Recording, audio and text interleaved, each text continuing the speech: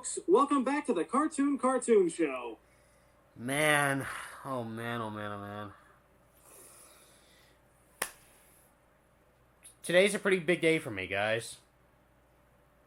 Oh, yeah, it is. By the time you guys are probably seeing this, it's my 25th birthday! Yep, Jared here is celebrating his silver anniversary. Well, so to speak. So I thought it'd be a good idea if I let you take center stage for this week's video. Me? Well, why not? I mean, you're the birthday boy, or man, I mean. Very well. And it's actually kind of a good thing I have the perfect thing playing on my TV right now. I think I have the perfect topic for this video. Ooh, pray tell, what would that be? Let me take you all back to the year 2016. A time where Netflix was the only dominant streaming service before every other company joined. A time where cable TV was becoming something that was still thriving.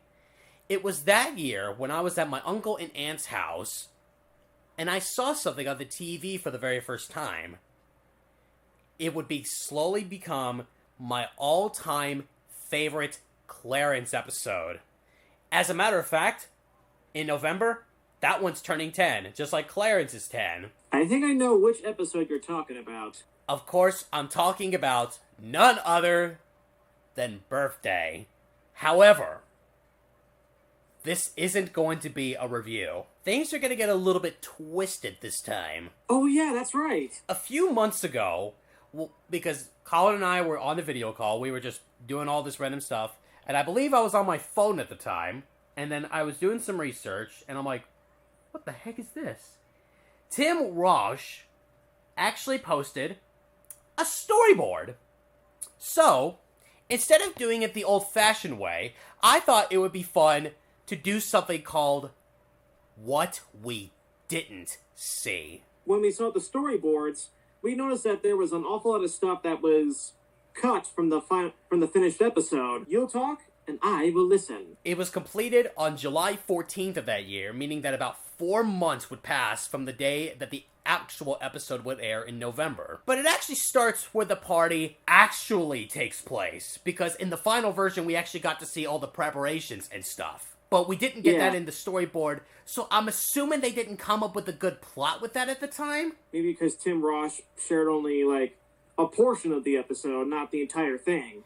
Most of the scene is in place, but we see some special added things every now and then, like how Brain is inflating a balloon while Clarence starts passing out the party hats like he would in the final version. Percy sitting in the punch would also be included, but he would have to have his clothes on in the final cut, most likely because of Cartoon Network's censor policies. We've seen Percy in another episode standing in a kiddie pool with a rubber ducky in front of him while he was in the nude. This wouldn't really sit well for us and or anyone else watching. I mean, a naked child character sitting in a punch bowl? Ugh. Yeah, you can probably see why. And with what you just said, I still stand by Gilman's Different being a very weird episode. I still remember going crazy about that a couple years ago. I'll take your word for it, since you are the Clarence fanatic. Anyway, in the brief scene where Jeff and Sumo are asked about how they met Clarence, Crendel was supposed to ask them before being replaced by another character named Gabby. It's not really known why this change happened, though. I'm kind of baffled by that myself. I mean, there's been an awful lot of characters in Clarence that look pretty strange and bizarre, mostly because of their designs. I guess they wanted to give that character that was in the final cut some extra screen time, because I think Crendel was in a few episodes every now and then, so I guess they wanted to give Gabby a little bit of speaking. I don't know. But speaking of unknown changes, in the very cute scene where we get to see Clarence as a little baby, Belson was supposed to be there. And at the same time, oh look, it's Percy again. But now he's laying on the ground and ants are crawling over his spherical body. Sheesh, this Percy character is quite the oddball. But some scenes, like what we were just talking about, are actually extended beyond what we got. like the scene where Kimby ended up getting glacked by Sumo. That was a scene that mainly remained intact. But in the storyboard, we actually see a very sweet scene where Clarence actually comforts her before proceeding to wash it off, just like what we would see in the final version. Glack? Is that like their version of Gag or something? I don't really understand. I think it is. That's actually not explored too much because it's mainly like a running gag in there. But what we do know is that it's unfortunately a mixture of stuff from underneath Sumo's yard and his sink. And as Clarence exemplified, it smelled pretty bad. Yuck. And that got on her party dress? Unfortunately. But thankfully Clarence was there to help her out. Speaking of that, another scene that got changed was when Jeff and Sumo were actually quite annoyed by Clarence getting carried away with the party. So much so that they were actually sitting at a table. But that didn't happen, because the scene actually got in a bit of an extended start, where we get to see Sumo dragging the buckets, and him and Jeff are standing behind a tree, discussing things privately. But funny enough, another thing that would make it into the final version was when Chelsea had a taste of that pie. Oh yeah, from the looks of it, it kind of looked like a blueberry pie. Is that right? I think so, but I can see why Jeff got mad though. But with pie in mind, there actually is another thing that got changed. In the scene where Jeff was trying to get Clarence to eat a slice of the pie, Clarence's mom, Mary, suddenly barged in as a jump cut in the storyboard, pretty much butting in on the conversation. Why did they cut out the jump cut? I guess they didn't want to startle the viewers because of the way she was entering the scene. I say that mainly because in the final version, only her voice was heard. Like this. Open wide. Okay, party kids, time for presents. Yeah, I sometimes feel jumpy whenever someone or something startles me out of nowhere. Like when some creature gets really close to the camera at a very fast rate. It always gets my heart racing. But now here comes a scene that did not make it into the final version at all. Ooh, deleted scenes. There was supposed to be an extended portion where Clarence decides to make up for everything by having a special best friend meeting in the chicken coop, where Sumo and Jeff actually proceed to figure out their plans for their own side of the story. And instead they changed it to a small scene where they just end up dead last in the line of the presents. Why did that get scrapped? Beats me. Maybe it's because of the time. I mean, we did have to be just 11 or so minutes after all. I mean, like all the other recent Cartoon Network shows we've been getting.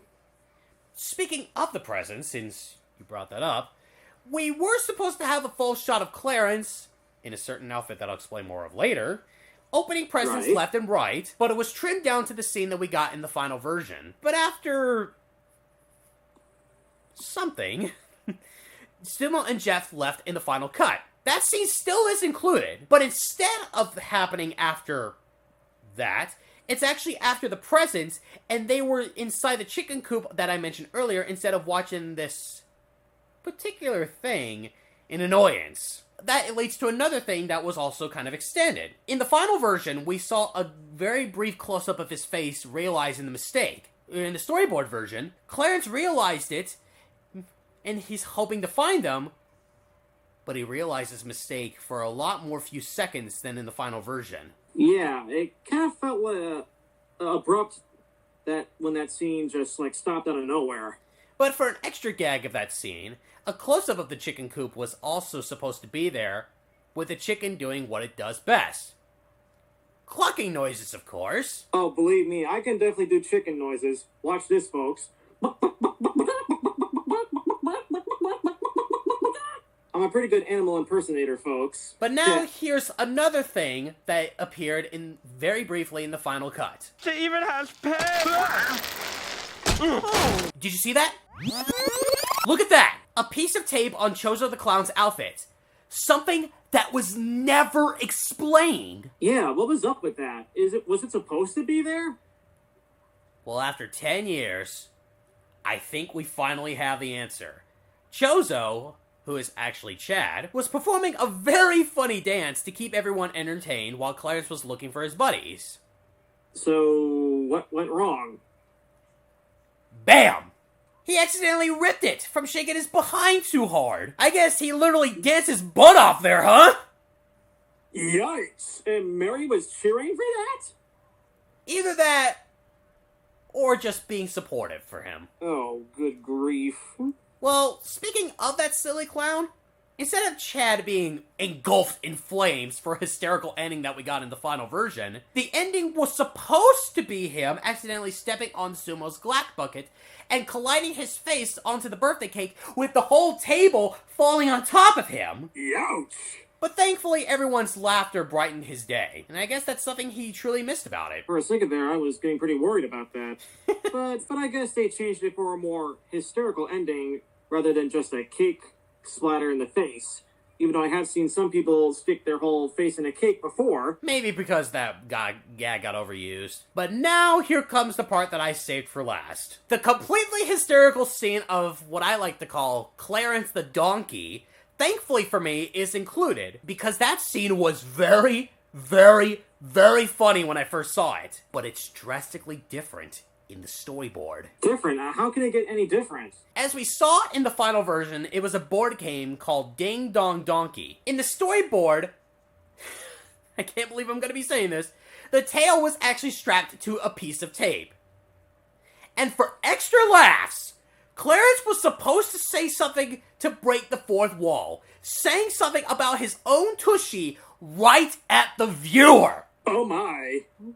But that last part had to be changed to him just congratulating Belson on winning the game. But, long story short, there was quite a lot for me to say. I'm sorry I was talking so much. There was a whole slew of jokes and sight gags and bits of dialogue and additional scenes and some cut stuff that didn't make the final version of the episode that we got. Yeah. But at least we got to hear the stuff with you guys. I mean, that's Yeah. pretty much what we do. We show you stuff that you guys never knew about regarding any of your favorite Cartoon Network shows. Long story short about that, Clarence's birthday was quite the party. Yeah, you can say that again. Now, with all of this out of the way, what do you guys think about this episode? Do you think it was good as it is, or do you think the storyboard made it even more funnier for you? Let us know in the comments below. And if we're able to, because I don't know if it'll be able to be releasing publicly, we'll also have a link down to the full storyboard in the description below so that way you guys can see it all for yourselves. Think of it as a little birthday bonus from us. But we're not quite done yet. Well, what do you mean? I want to bring Clarence out for one final birthday surprise. Clarence? Oh boy.